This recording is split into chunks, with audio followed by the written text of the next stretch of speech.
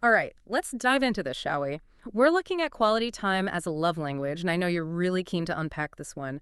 We're going to be using Gary Chapman's The Five Love Languages to really dissect what quality time is all about and how to actually express it in a way that, well, really hits home. Hmm.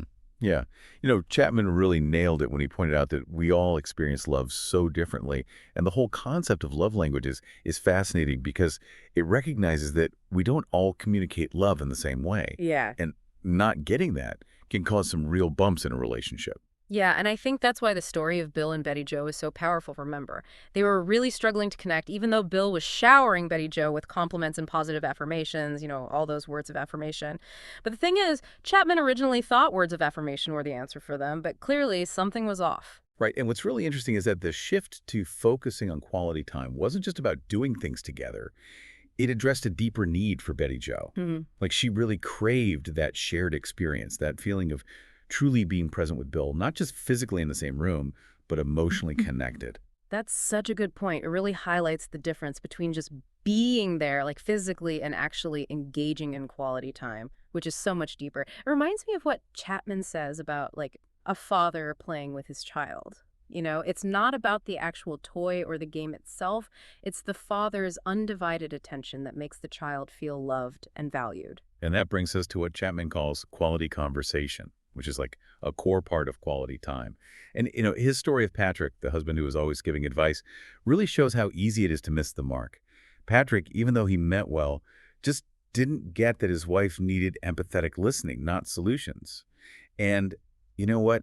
It caused this disconnect that ultimately led to them splitting up. It makes you wonder, is it harder for people who are natural problem solvers, the ones who jump into fix-it mode, to just listen and understand their partner's emotions without trying to, well, fix things? It's like they want to skip ahead to the solution without acknowledging the feelings involved. Yeah, that's definitely a common trap. But Chapman is very clear that quality conversation requires both sympathetic listening and self-revelation. It's not just about hearing the words, but actually getting the emotions behind them and being willing to share your own feelings too. So, okay, how do we actually get better at this quality conversation thing? Are there some practical tips we can put into practice? Well, first off, it's about being present, Hmm. like really present. Yeah. Putting down the phone, making eye contact, and genuinely tuning in to what your partner's saying, both with their words and their body language. Active listening. It's tougher than it sounds, right? But it makes such a difference when you really feel heard and understood. Absolutely.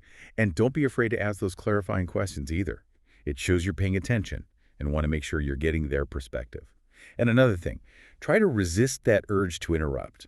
Just let your partner fully express themselves without feeling rushed or judged. This is where it gets really interesting. Chapman suggests journaling emotions throughout the day as a way to increase self-awareness. Now, I've heard about journaling for self-reflection, but how does that translate into better communication with a partner? Well, it's about developing a deeper understanding of your own emotional landscape, Hmm. right? So by regularly checking in with yourself and actually putting those feelings into words, you create a vocabulary for expressing those emotions to your partner. It's kind of like mapping out your inner world. So instead of just saying, I had a bad day, you're able to articulate the specific emotions you experienced and why. That seems so much more helpful than just a vague statement. Exactly. And remember, emotions aren't inherently good or bad. They're simply psychological responses to, you know, the things that happen in life. It's about normalizing those feelings and creating a safe space for vulnerability and emotional intimacy. Okay, I gotta ask about this. The Dead Sea and Babbling Brook personality types, it's so intriguing. How do these types actually play out in relationships, especially when it comes to communication? Well, it's a fascinating dynamic. Picture the Dead Sea, all calm and deep, absorbing information, but not necessarily expressing it outwardly. They might be perfectly content not to talk, holding a vast reservoir of thoughts and experiences inside. And then you have the babbling brook, constantly flowing, expressing everything they observe and experience. They thrive on that communication. It sounds like a classic case of opposites attract. I can see how those contrasting styles might be initially appealing, right? The Dead Sea might appreciate the Babbling Brook's ability to fill the conversational space, while the Babbling Brook enjoys the attentive listening of the Dead Sea. You got it. However, as the relationship goes on, some challenges can pop up. The babbling brook might feel like they don't truly know their Dead Sea partner, while the Dead Sea might feel overwhelmed by the constant flow of communication. So then how can couples with these different styles bridge that communication gap? It seems like a recipe for misunderstandings and frustration. Well, Chapman suggests an exercise called the minimum daily requirement, where each partner shares 3 things that happened to them that day and how they felt about them. It's simple, but surprisingly effective for making sure both partners feel heard and understood. Oh, I love that. It's like a structured way to encourage both self-revelation for the Dead Sea and focused listening for the babbling brook. It's about creating a deliberate space for connection, even when life gets busy. Exactly. It's about intentionally fostering a deeper connection, even when your natural communication styles are different. This has been so insightful. I'm realizing that quality conversation is so much more than just talking. It's about cultivating true emotional intimacy and understanding. But we've mostly focused on conversation so far. What about other aspects of quality time, like shared activities? Right, right. Chapman definitely highlights quality activities as another key component. These are the shared experiences that build lasting memories and strengthen the bond between partners. It's about creating a shared history and truly enjoying each other's company. And I think that's a perfect place to pick up in the next part of our deep dive. We'll explore the world of quality activities and how they contribute to those really fulfilling relationships. You know, it's funny how we tend to think of quality time as these big gestures, like fancy trips or something, but Chapman makes it clear that it's really those shared experiences, whether they're big or small, that really make those lasting memories. So it's less about checking things off a bucket list and more about like the feeling and connection you build while you're doing it right. Exactly. And remember Tracy and Larry. Tracy loved the symphony, but Larry, well, not so much. But when he realized that going to the symphony was a quality activity for Tracy, he decided to go with her. And he was genuinely enthusiastic about it. That's pretty powerful, actually.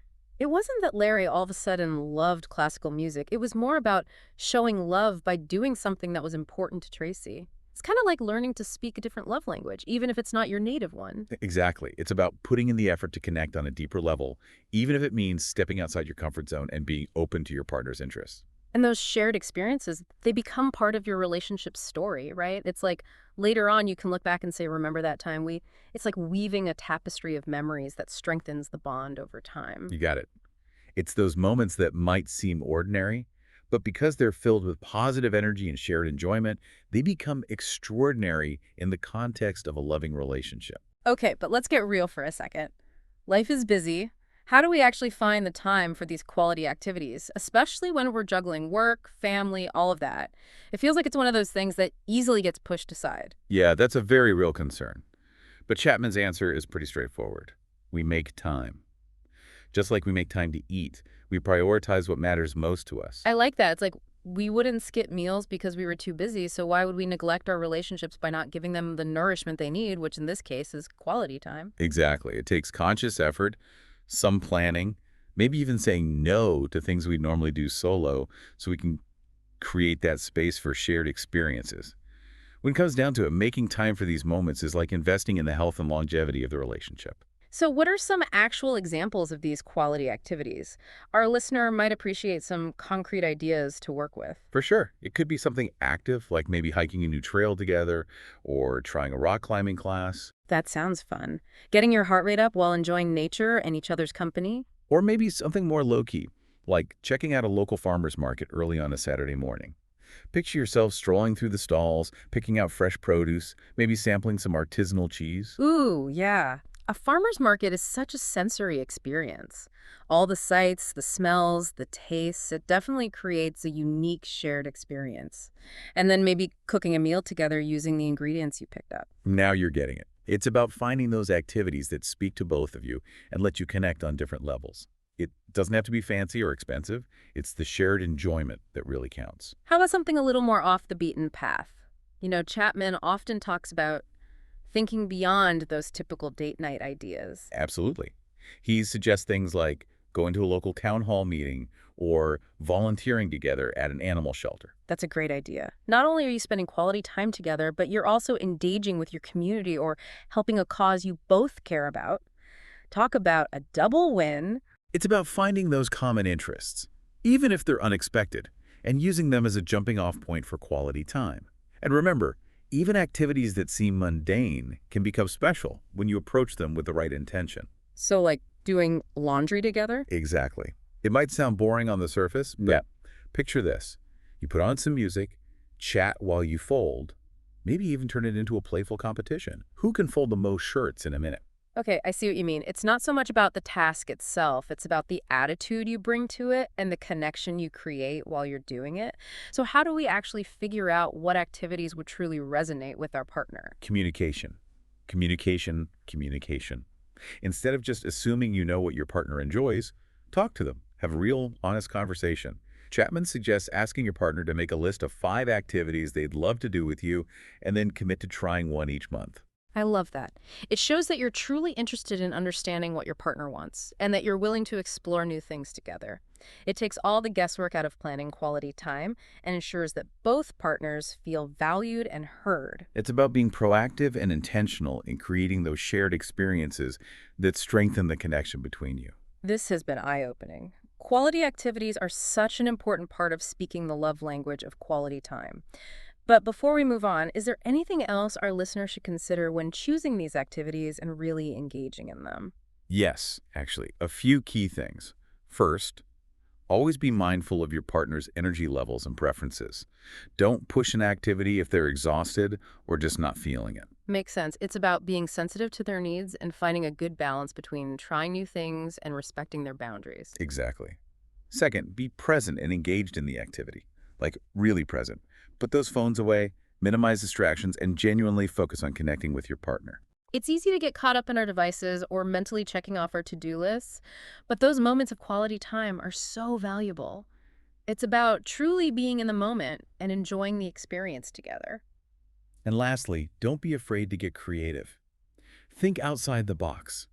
The best quality activities are often those that are really unique and specific to your relationship. I love that. It's about bringing your own personal touch to those shared experiences and creating memories that are truly special and meaningful. You know what's really interesting? Even something as simple as taking a walk in your own neighborhood can become a quality activity when you approach it with the right intention. Picture yourself strolling hand in hand, talking about memories from your childhood, pointing out favorite spots. It's like seeing the everyday through a new lens because you're sharing the experience. And that brings us full circle back to the importance of conversation, something we talked about earlier. Those everyday conversations, even if it's just for a few minutes, are crucial for staying connected. So it's not just about the big adventures or the scheduled date nights. It's about making quality time a part of your daily life. You nailed it. It's those small moments of connection, those quick chats, those shared smiles and laughs. They all come together to create a feeling of closeness and intimacy. I feel like we've covered so much, from the conversation side of quality time to the activity-based side. But I'm curious, are there any particular strategies or exercises Chapman recommends for really working quality time into our daily routines? Absolutely. And I think they're worth exploring because they provide some really practical tools for making quality time a consistent and fulfilling part of any relationship. Well, let's dive into those strategies then. We'll explore them in the next part of our deep dive. All right, so let's get into those specific strategies Chapman suggests for actually making quality time a part of our daily lives. I'm ready. He's got some really cool ideas. One thing he talks about is having a technology-free evening. Like pretend the TV's busted and just talk to each other like you did back when you were first dating. Oh, I love that. It's like hitting the reset button on your connection and rediscovering the joy of, well, just talking without all the distractions of the digital world. I think we could all use a little bit more of that unplugged time together. Yeah, for sure. And he also suggests planning regular history review evenings, where you take turns asking each other questions about your past. Chapman even gives some examples like, who was your best and worst teacher in school and why? Or, when did you feel your parents were most proud of you? Those are fantastic questions. They not only get the conversation flowing, but they also help you understand each other's experiences and perspectives on a deeper level. It's like taking a walk down memory lane together and discovering hidden treasures along the way. Absolutely. And for those who like a bit more structure, he suggests doing the minimum daily requirement for quality conversation, but with a twist. Instead of just sharing any 3 things, focus on specific areas like work, your friendships, or personal goals. Oh, so it's like a more targeted version of catching up, making sure you're covering different parts of each other's lives. I can see how that would help avoid those surface level conversations where you're just skimming the surface. Right. It's about going a little deeper, and really tuning in to what's happening in your partner's world. And let's not forget those little everyday gestures.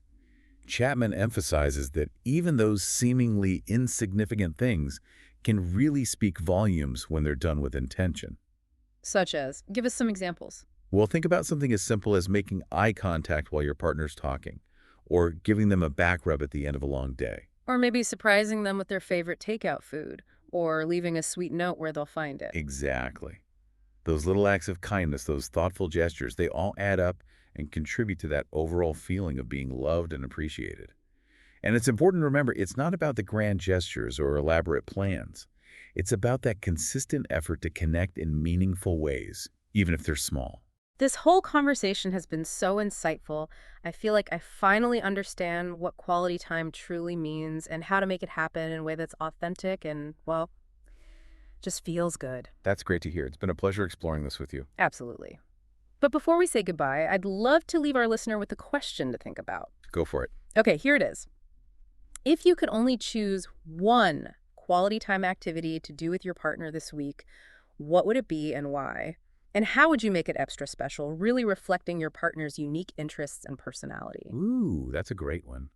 It really encourages people to think about what their partner truly values and enjoys. Exactly. It's all about putting what we've learned into action and creating those moments of connection that make relationships thrive. So, until next time, happy connecting, everyone.